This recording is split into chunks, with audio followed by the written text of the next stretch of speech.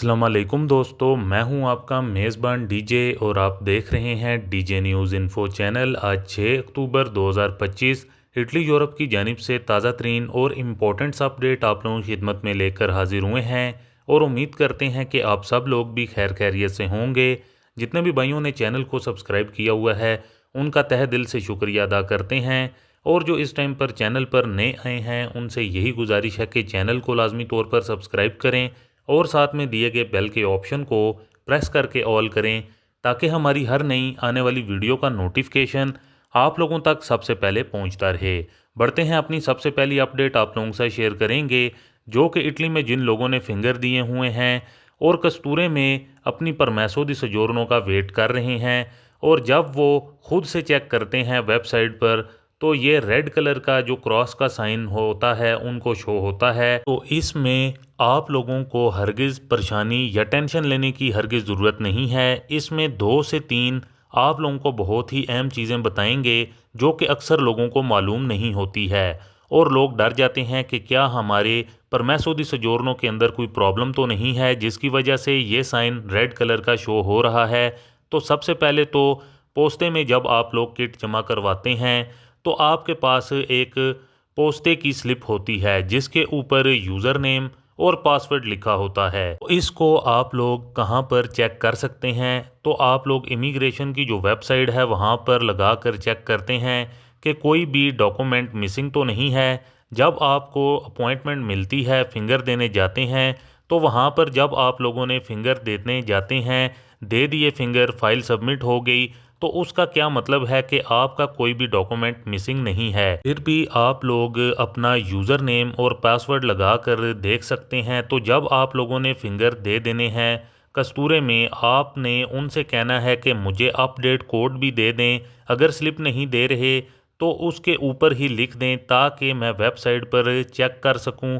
अक्सर औकात जो यूज़र नेम और पासवर्ड होता है वो पोलीज़ा वेबसाइट है जो वहां पर लगाते हैं और रेड साइन शो होता है, जबकि वो येलो आना चाहिए, क्योंकि आपकी परमैसो दी सजोरनो जो है वो प्रोसेस में होती है।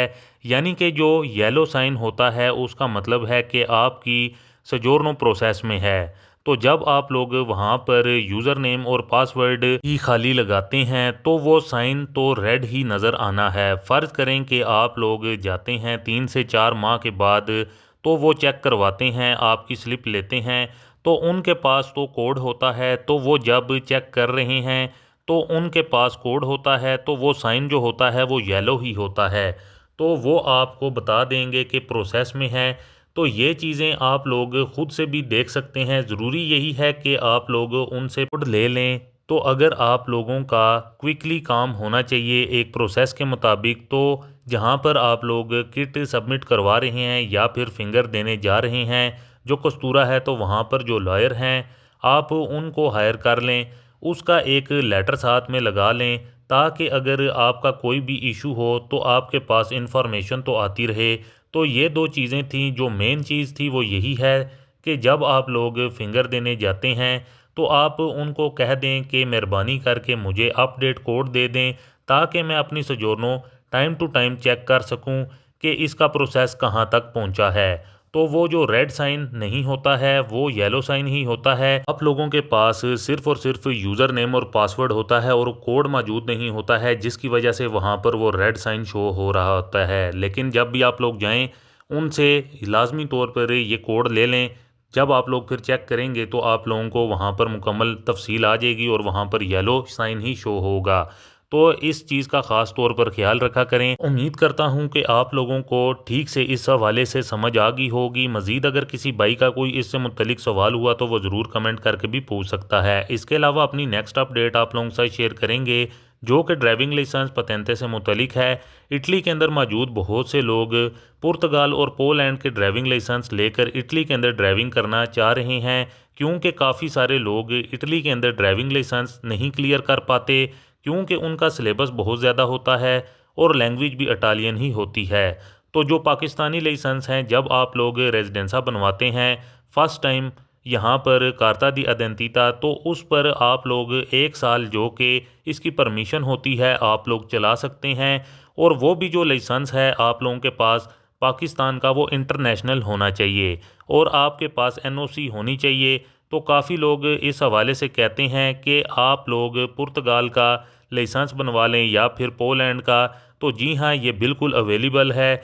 जी हाँ, आप लोग ये बनवा सकते हैं, मगर ये भी कोई इतना ईजी नहीं है कि आप लोग इसको ईज़िली बनवा लेंगे।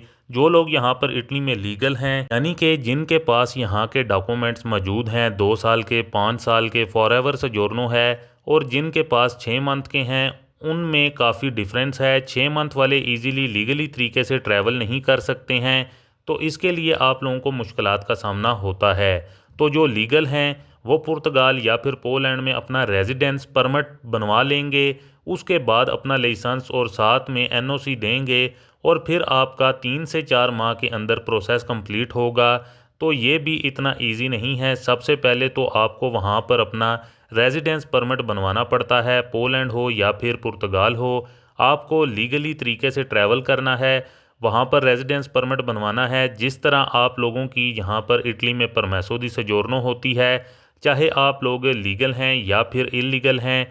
तो इल्लीगल हैं तो आप वहाँ पर कोई लॉयर करवाएंगे या फिर कोई ना कोई जुगाड़ लगाएंगे। लेकिन इसके लिए आपको एक बात ये भी बतानी है कि कुछ लोग आप लोगों को कहते हैं कि आपका लाइसेंस यहाँ पर बैठे ही आप लोगों को मिल जाएगा या फिर चेंज हो जाएगा। तो ऐसा हरगिज़ नहीं है, क्योंकि यूरोपीय यूनियन के जो कवानीन हैं वो काफ़ी ज़्यादा सख्त हैं। तो अगर आप लोगों को यहाँ पर बैठे हुए ही लाइसेंस बनवा लेंगे तो क्या पता वो फेक हो, उसकी कोई डॉक्यूमेंटेशन ना हो। मगर एक चीज़ कंफर्म है, अगर आपके पास पोलैंड का लाइसेंस है, इटली में ड्राइविंग कर रहे हैं और आपके कंट्रोल हो जाता है, तो आपके पास उस कंट्री का रेजिडेंस परमिट वैलिड होना चाहिए कि आप वहाँ पर मौजूद थे और आपने वहाँ पर अपना ड्राइविंग लाइसेंस चेंज करवाया है। तो ये ना हो कि आपके पास उसका कोई भी प्रूफ ना हो, तो फिर आपको काफ़ी ज़्यादा नुकसान हो सकता है। इसके अलावा अपनी नेक्स्ट अपडेट आप लोगों के साथ शेयर करेंगे, जो कि पासपोर्ट से मुतलिक बड़ी अपडेट निकल कर सामने आ रही है। यूके में ब्रिटिश पासपोर्ट रखना जुर्म बन गया। लंदन पुलिस ने लगभग छापे मारने शुरू कर दिए और 500 ब्रिटिश पासपोर्ट होल्डर को गिरफ्तार कर लिया है। हुकूमत ने अमनो अमान की बिगड़ती सूरत हाल को देखते हुए पुलिस को अजाफी इख्तियारात दे दिए हैं, जिसके बाद यूके की पुलिस बगैर वारंट के किसी भी ब्रिटिश पासपोर्ट होल्डर को घर से गिरफ्तार कर सकेगी। हुकूमत ने ब्रिटिश शहरियों और इमिग्रेंट्स के लिए खसूसी एडवाइजरी भी जारी कर दी है।